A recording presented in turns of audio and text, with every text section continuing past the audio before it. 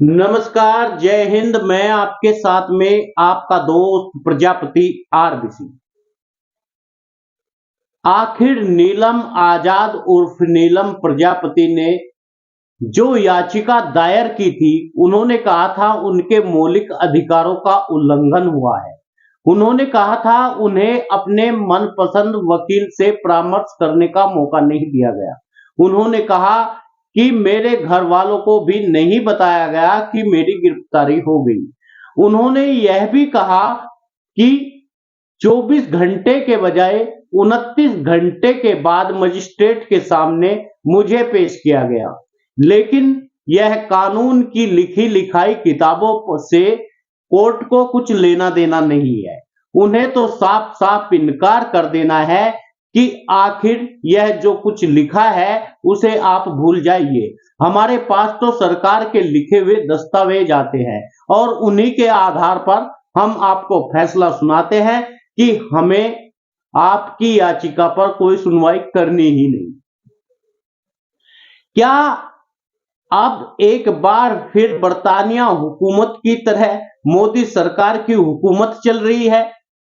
क्या न्यायपालिका अब कार्यपालिका के सामने मजबूर हो गई है, या फिर जजों का चयन करने के लिए जो प्रणाली वर्षों से प्रथा चली आ रही है, जो कार्यपालिका के लोग करते हैं, उसी आधार पर अब जज फैसला देने लगे हैं? या मुख्य जज को अब सुप्रीम कोर्ट का जज बनना है, जिसके लिए उन्हें जरूरत पड़ेगी केंद्र सरकार में बैठे हुए उन नुमाइंदों की जो उसे आगे बढ़ा सके? क्या कानून कानून नहीं होता? 24 घंटे के अंदर यदि अपराधी को गिरफ्तार करके मजिस्ट्रेट के सामने नहीं पेश किया जाता, तो क्या यह कानून का उल्लंघन नहीं है? क्या इसमें पुलिस की कोई जवाबदेही नहीं होगी? क्या पुलिस को कोई निर्देश नहीं दिया जाएगा? क्या आखिर नीलम आजाद ने कौन सा बड़ा गुनाह कर दिया? नीलम आजाद परिसर में थी संसद भवन के अंदर नहीं थी। वह संसद भवन के परिसर में खाली नारे लगा रही थी। तो नीलम आजाद को इस आधार पर छोड़ देना चाहिए था, लेकिन सरकारों के लिखे हुए कानून अब कोर्ट के पास आने लगे हैं। सरकार के लिखे हुए आदेश अब कोर्ट के पास आते हैं और कोर्ट उन्हीं बातों को कहता है जो उन्होंने उन्हें बताया है। ऐसा लगता है कि कई फैसलों से जानने के बाद में यह लगता है कि सब कुछ सुरक्षित नहीं है। नीलम आजाद ने अपनी याचिका में हाई कोर्ट के समक्ष पेश करने के निर्देश देने वाली बंदी प्रत्यर्करण रिट के साथ ही स्वतंत्र करने के आदेश का अनुरोध किया था। उसमें कुछ बातें कही थी जो कानून का उल्लंघन करती है और पुलिस पर इस तरह करने के लिए जो जिस तरह का रवैया अपनाया गया वह गलत था। दिल्ली हाई कोर्ट ने गुरुवार 28 दिसंबर को संसद की सुरक्षा में सेध मामले में गिरफ्तार नीलम आजाद उर्फ नीलम प्रजापति की याचिका पर तत्काल सूचीबद्ध करने से इनकार कर दिया। नीलम ने अपनी याचिका में आरोप लगाया उसकी पुलिस हिरासत अवैध है और उसे अपने पसंद के वकील से विचार विमर्श करने की अनुमति नहीं दी जा रही है, जो अदालत में मामले की सुनवाई के दौरान अपना पक्ष रख सके। आरोपी ने के वकील ने जस्टिस नीना बंसल कृष्ण और जस्टिस शैलेंद्र कौर की अवकाश पीठ के समक्ष मामले की तत्काल सुनवाई का अनुरोध किया। इस पीठ पर ने कहा मामले में जल्दबाजी करना की जरूरत नहीं। पीठ ने कहा इसे 3 जनवरी तक लिया जाएगा, कोई ऐसी आवश्यकता नहीं है। वहीं पर नीलम आजाद के वकील ने कहा मुवक्किल ने हिरासत के आदेश को चुनौती दी है और पुलिस हिरासत की अवधि 5 जनवरी को समाप्त हो रही है। अदालत ने इस अनुरोध को अस्वीकार कर दिया। हिरासत की अवधि समाप्त होने से पहले सुनवाई के लिए अभी तक पर्याप्त वक्त है। आरोपी ने अपनी याचिका में उसे हाई कोर्ट के समक्ष पेश करने के निर्देश देने वाली बंदी प्रतिकरण रिट और उसे स्वतंत्र करने के आदेश का अनुरोध किया था। आरोपी ने कहा था कि उसकी पसंद के वकील और परामर्श करने की अनुमति न देना संविधान प्रदत्त उसके मौलिक अधिकार का उल्लंघन करते हैं और इस प्रकार उसकी हिरासत के आदेश अवैध है।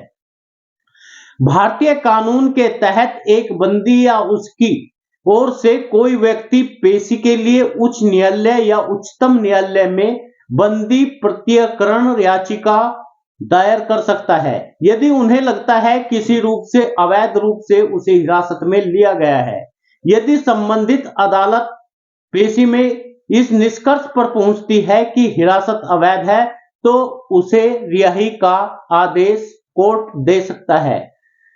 संसद में 2001 में आतंकवादी हमले की बरसी पर 13 दिसंबर को सुरक्षा में चूक की बड़ी घटना उस वक्त सामने आई जब लोकसभा में कार्यवाही के दौरान दर्शक दीर्घा से सागर शर्मा मनोरंजन डी सदन के भीतर कूद गए और नारेबाजी करते हुए कैन के जरिए पीला धुआं फैला दिया था। घटना के तत्काल बाद दोनों को पकड़ लिया। इस घटना के कुछ देर बाद ही पीले और लाल रंग का धुआं छोड़ने वाली कैन लेकर के संसद भवन के बाहर यानी परिसर में दो अन्य लोगों को अमोल शिंदे और नीलम आजाद उर्फ नीलम प्रजापति को गिरफ्तार कर लिया था। इन लोगों ने तानाशाही नहीं चलेगी कुछ अन्य नारे भी लगाए थे। अब बड़ी बात यह है सरकार को इन बातों से कुछ लेना देना नहीं है। आखिर परिसर में जो नारे लगा रही थी सरकार को तो इस बात का खतरा है कि नीलम आजाद के जो नारे थे अमोल शिंदे के जो नारे थे वे थे यह तानाशाही नहीं चली। आखिर तानाशाह सरकार को यह बात हजम नहीं हुई और उन्होंने उसे गिरफ्तार कर लिया। यहां तक तो बात पता चलती है कि परिसर में क्या कोई जाकर के संसद में अपनी बात को नहीं रख सकता क्या?